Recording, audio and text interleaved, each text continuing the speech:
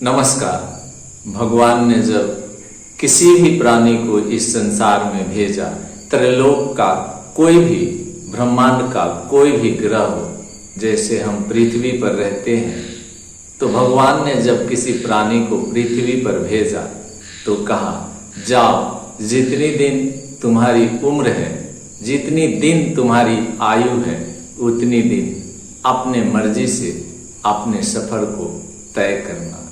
यहाँ सफर करने ही तो हम लोग आए हैं। किसी का 10 दिन का सफर होता है, किसी का 10 साल का सफर होता है, और कोई 100 वर्ष चलते रहता है, कुछ न कुछ करते रहता है। आज यहाँ, कल वहाँ, आज 1 महीने यहाँ, कल 1 महीने वहाँ, 1 दिन वहाँ, 1 सप्ताह वहाँ, अर्थात हम सफर ही तो तय करते हैं। किंतु क्या सफर आसान होता है? भगवान ने हम सभी को बनाया है, चाहे वह पशु हो, पक्षी हो, जानवर हो या फिर कीड़े मकोड़े, किंतु सब सफर ही तो तय करते हैं। एक फैक्ट्री में गाड़ियां बनाई जाती हैं, वही गाड़ी जो सड़क पर चलती है। जब कोई गाड़ी को खरीद लेता है तो उस फैक्ट्री के मालिक कहता है, जाओ, आज से यह गाड़ी तुम्हारी हुई, तुम जैसे चाहो इसे चलाओ, जहां चाहो इसे चलाओ।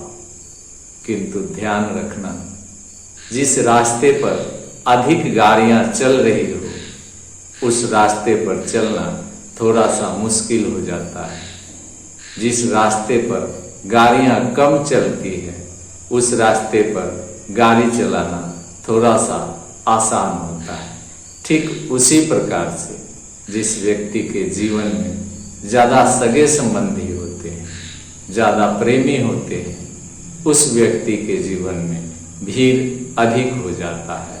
अपने जीवन का सफर तय करना मुश्किल हो जाता है। भीड़ अर्थात सगे संबंधी, वरना दूसरा कोई आपके सफर को व्यवधान नहीं पैदा करता।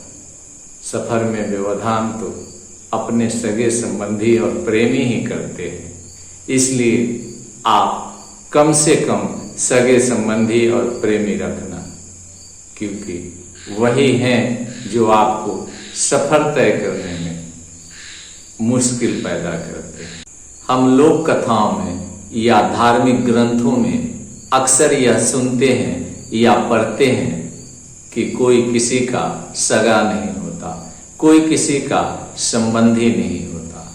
इस पृथ्वी पर हम जब जन्म लेते हैं तो कुछ संबंध अपने आप बन जाते हैं, जैसे माता पिता का संबंध, भाई बंधु का संबंध। किंतु कुछ संबंध हम स्वयं बनाते हैं, जैसे मित्र, दोस्त या दुश्मन।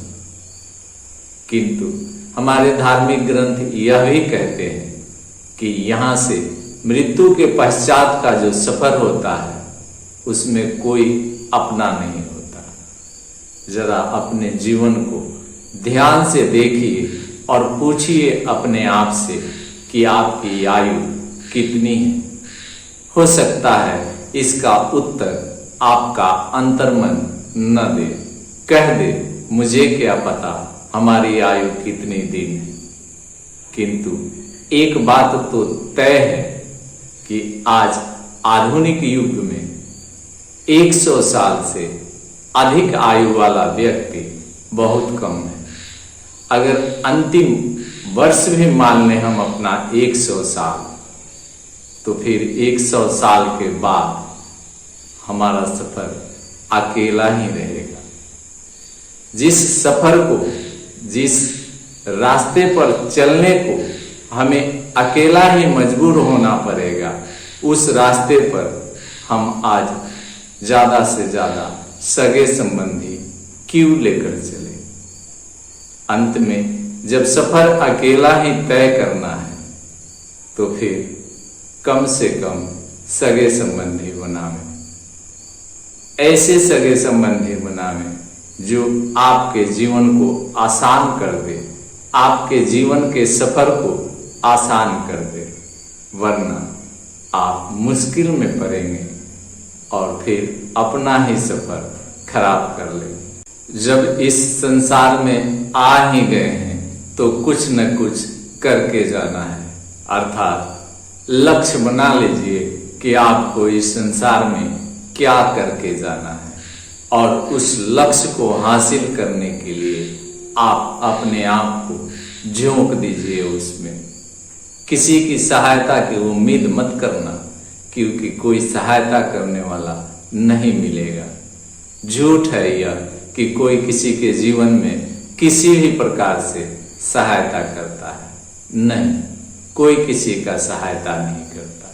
आपके कर्म ही हैं जो आपकी सहायता करते हैं। यह तो केवल छलावा है कि उस व्यक्ति ने या उस संस्था ने हमें सहायता की, हमारी मदद की, किंतु नहीं। आज बड़े बड़े विद्वान भी सड़कों पर मारे फिरते हैं, क्या उसे कोई सहायता करने वाला नहीं? क्यों नहीं है? क्योंकि उसके कर्म ही उसकी सहायता नहीं करता। जब भी कोई किसी की सहायता करता है तो ध्यान रखना, उसके कर्म ही ऐसी व्यवस्था बनाती है, प्रकृति को मजबूर कर देती है कि वह किसी की सहायता करे, और फिर आपके कर्म उसकी सहायता से आपको आगे बढ़ाता है। अर्थात जब भी आपको कोई सहायता करे तो समझ लेना यह आपका कर्म है जो आपकी सहायता कर रहा है। वरना जो कुकर्म करते हैं या जिसके पाप कर्म चल रहे होते हैं, उसकी सहायता कोई करना भी चाहे तो नहीं कर सकता। इसका उदाहरण है महाभारत काल में भगवान श्री कृष्ण ने जब सुदामा जी की सहायता करना भी चाही तो नहीं कर सके, क्योंकि उस समय सुदामा जी के पाप कर्म भोग कर रहे थे। अर्थात स्वयं भगवान श्री कृष्ण भी जब सहायता नहीं कर सकते तो एक आदमी का औकात क्या है जो किसी की सहायता करे। वही सुदामा जब शुभ कर्म आए तो भगवान श्री कृष्ण ने त्रिलोक दे दी उसे और कहा, मित्र आज से मेरा जो भी है सब तुम्हारा हुआ। कहने का मतलब है कि जब अच्छे कर्म चल रहे होते हैं, अच्छे कर्मों का फल मिल रहा होता है, उस समय कोई आपकी सहायता कर सकता है, और जब बुरे कर्मों का फल मिल रहा होता है उस समय कोई चाहे भी तो आपकी सहायता नहीं कर सकता, भले ही वह आपके अपने ही क्यों न हो। गीता जी में भगवान श्री कृष्ण कहते हैं, कर्मण्येवा अधिकारस्ते मा फलेषु कदाचन। हे पार्थ, तू कर्म कर, फल की इच्छा मत कर। कर्म करना तुम्हारे वश में है, फल प्राप्त करना तुम्हारे वश में नहीं है। अर्थात तू कर्म कर, फल की इच्छा मत कर। फल तो तुम्हें मिलेंगे ही मिलेंगे। ब्रह्मांड में ऐसा कोई भी कर्म नहीं है जिसका फल न मिला हो, और भविष्य में भी ऐसा कोई कर्म नहीं होगा जिसका फल नहीं मिलेगा। भगवान श्री कृष्ण कहते हैं, तू कर्म कर, फल की इच्छा मत कर। हे मानव, मैं आपसे भी यही कहना चाहूंगा कि आप कर्म करें, फल न मिलता हो तो आप चिंतित न हो, क्योंकि ब्रह्मांड में ऐसा कोई कर्म हुआ ही नहीं आज तक, और ना ही होगा जिसका फल न मिला हो। लोग कहते हैं हाथ के रेखाओं में भाग्य लिखा होता है। कुछ लोग यह भी कहते हैं कि साक्षात ब्रह्मदेव भाग्य लिखा करते हैं। नहीं, गलत है ये। भाग्य कोई लिखता ही नहीं, भाग्य लिखा ही नहीं जाता। भाग्य तो आपके कर्मों से बनते हैं। अगर भाग्य नाम का कोई चीज है तो उसे लिखने वाला आप स्वयं हैं, क्योंकि भाग्य ब्रह्मा लिखते ही नहीं। ब्रह्मा कैसे लिख सकते हैं? कोई बबूल का पेड़ होता है तो ब्रह्मा कैसे उसके आम बना देंगे? नहीं बना सकते ना। आपको इतना समझदारी तो होगी कि जब कोई आम बोएगा तो ब्रह्मा भी उसे आम ही लिखेंगे, और जब कोई बबूल बोएगा तो ब्रह्मा भी उसे बबूल ही लिखेंगे। अर्थात आप क्या बोते हैं वही आपका भाग्य बनता है। तो इसमें ब्रह्मा की क्या भूमिका कहाँ है?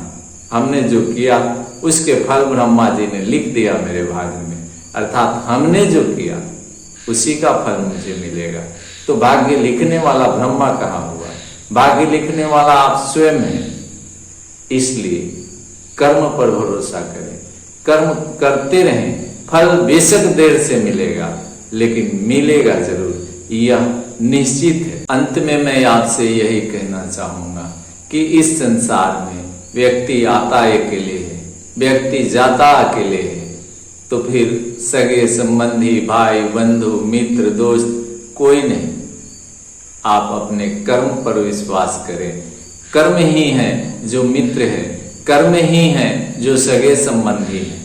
ऐसा मैं नहीं कहता कि किसी सगे संबंधी को न मानो, किंतु कम से कम सगे संबंधी बनाओ ताकि जीवन आसान रहे। ऐसा मैं नहीं कहता कि कुछ भाग्य पर भरोसा मत करो, भाग्य पर भरोसा करो, किंतु कम करो, अपने कर्मों पर ज्यादा करो। जब कोई लक्ष्य की प्राप्ति करना हो तो कर्म करो, भाग्य के भरोसे उसे मत छोड़ो, कर्म करो और कर्म पर भरोसा रखो कि यही कर्म तुम्हारा भाग्य बनेगा। इस वीडियो में इतना ही। अगले वीडियो तक मुझे इजाजत दें। जय हिंद।